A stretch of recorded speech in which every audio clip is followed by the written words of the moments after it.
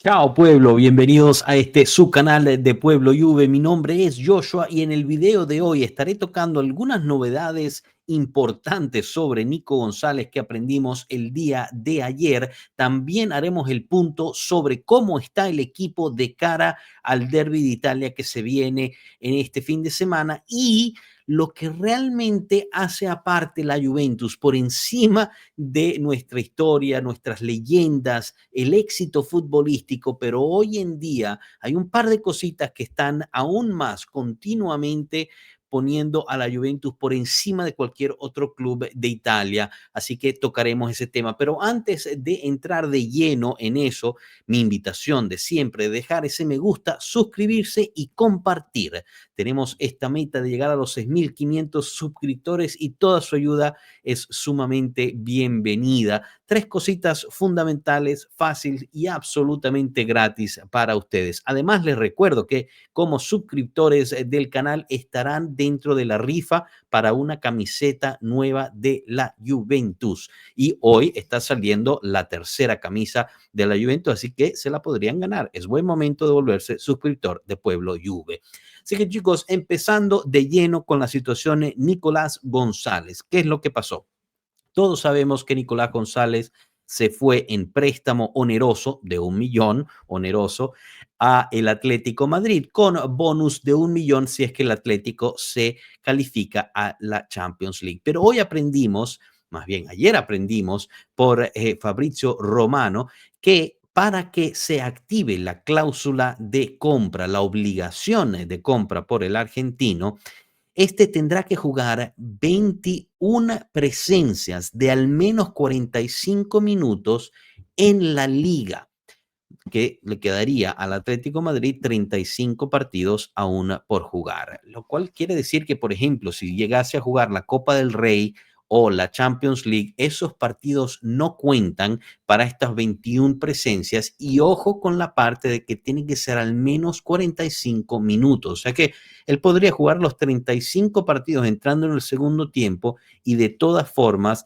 no se ejercería la obligación de compra. Por ende, yo la verdad es que veo muy difícil que al final el argentino se quede en Madrid. Veremos si al final el Cholo termina enamorándose de él y lo utiliza en todo momento, si por algún tipo de lesión es obligado a usarlo bastante.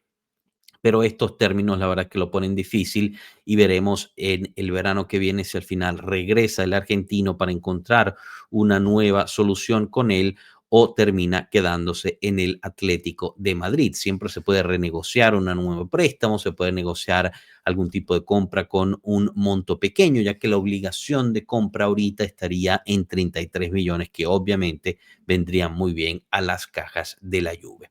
Pasando ahorita a la preparación, porque como tocamos el tema ayer que Conceição regresó lesionado de la selección y fue al J-Medical, pues hoy no hubo algún tipo de anuncio oficial por parte de la Juventus en cuanto a los resultados de esos exámenes. Pensamos que de ahora en adelante la Juve iba a estar un poquito más comunicativa en cuanto a este tipo de situaciones, parece que no. Lo que se está filtrando por parte de los periodistas que están en Turín dicen que no hay alarmas por Conceição, quien hoy realizó unos trabajos individuales y será monitoreado día a día para ver si puede unirse al grupo. Los que sí, pues se recuperaron, regresaron de sus intervenciones internacionales, Gildis Locatelli, ya están de vuelta, mientras que Cambiaso, Gatti, Koopmeiners y Openda, quienes jugaron poco o no jugaron, trabajaron hoy con el grupo junto con Zegrova, Cabal y Perín. Estos últimos dos ya les habíamos dicho que habían regresado de sus lesiones. Zegrova también se está reincorporando de forma definitiva con el grupo, así que poco a poco se está creando eso. Quien no logra regresar al grupo es Fabio Miretti, quien sigue haciendo sus trabajos personalizados aparte del grupo, esperando recuperar esta lesión que sufrió durante el partido contra la Next Gen. Ahorita, chicos, me gustaría tocar dos temas importantes para la Juventus y lo dije al principio, son dos cosas que ponen aparte a la Juventus, ¿no? La ponen en otro plano. Hemos también aprendido durante esta semana, especialmente en nuestro directo del lunes, al cual invito, vayan a ver, porque hablamos sobre los juveniles de la Juventus y cuánto realmente la Juve ha invertido en el crecimiento de sus jóvenes alrededor del mundo. Pero estas son también dos cositas más que están sobresaliendo y a veces las tomamos de contado, ¿no? Casi porque están ahí y siempre han estado para muchos de nosotros, pero la verdad es que hacen una diferencia enorme.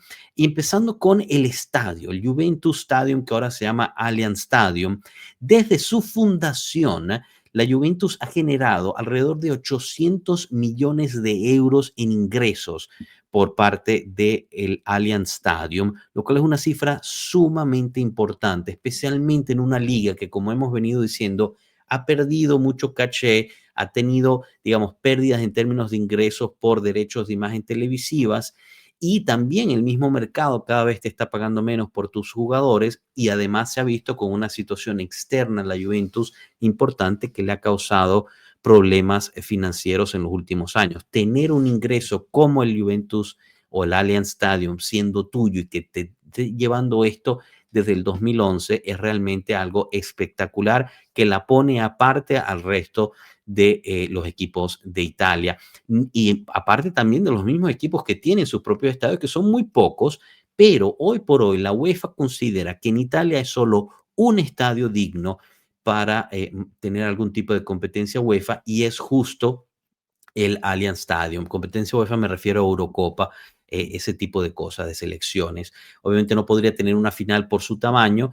Y hablando de eso, sé que está rodando mucho un humo que la Juventus va a construir un mega estadio con muchísimos más puestos. Chicos, esto es total y absolutamente falso. No existe tal cosa. El mismo director del estadio habló que no hay proyecto de hacer un nuevo estadio o expandir por mucho los asientos.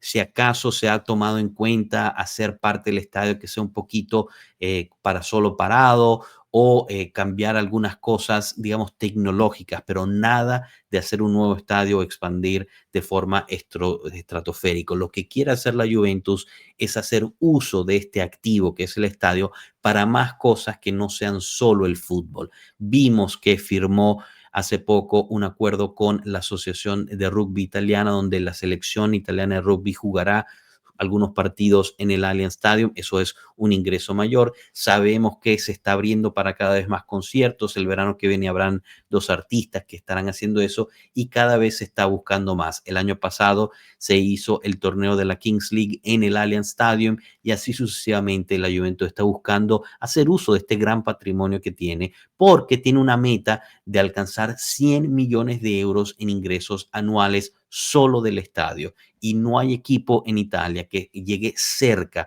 a una cifra del estilo. Así que esto es una de esas joyas de la corona que quizás no tomamos suficiente tiempo en aplaudir y en apreciar. Sí hay cosas que se pueden mejorar en el estadio, especialmente cómo se tratan los tifosi de la curva o los tifosi de la Juventus en general comparados con los tifosi que vienen de visita.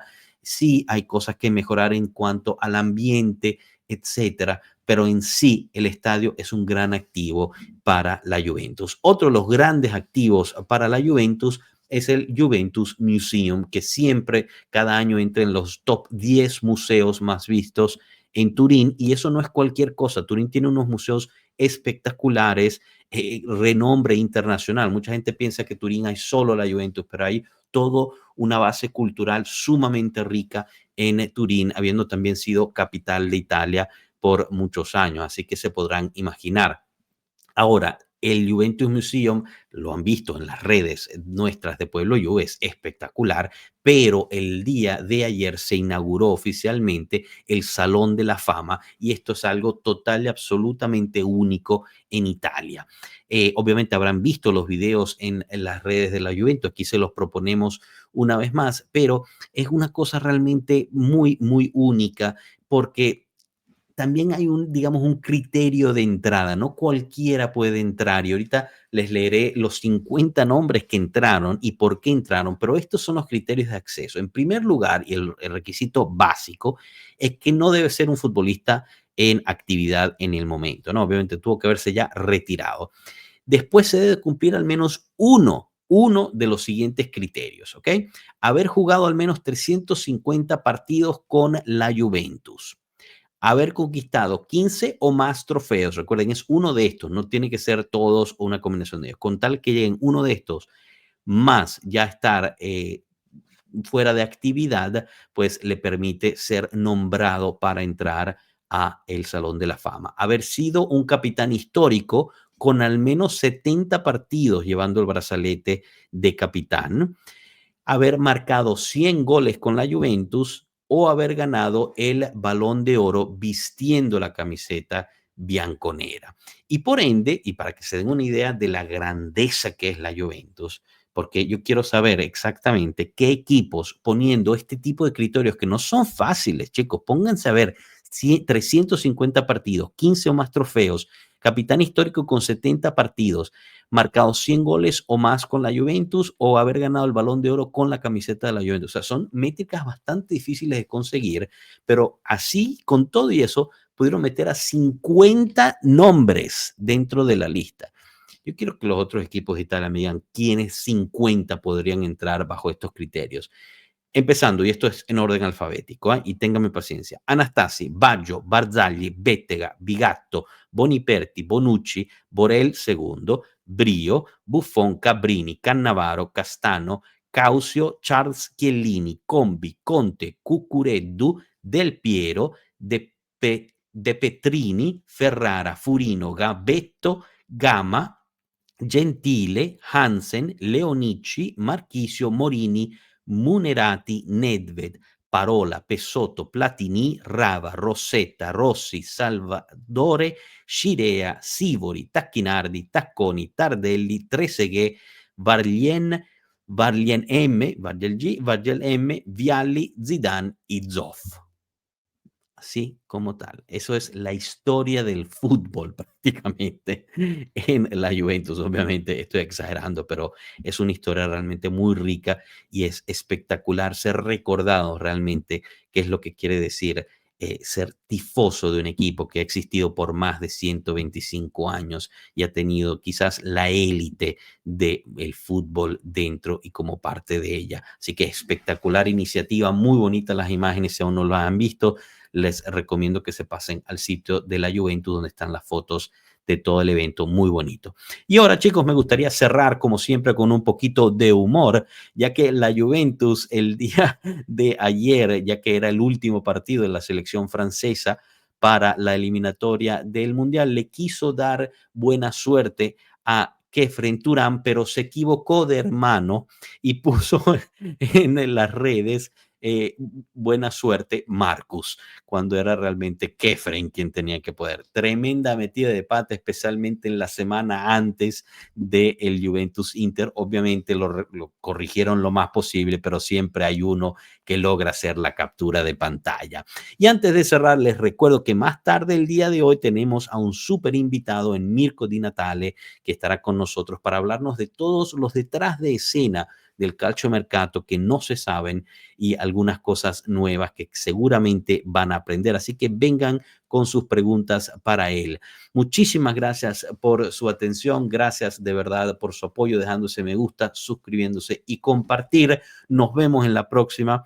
Hasta luego, pueblo. Chao.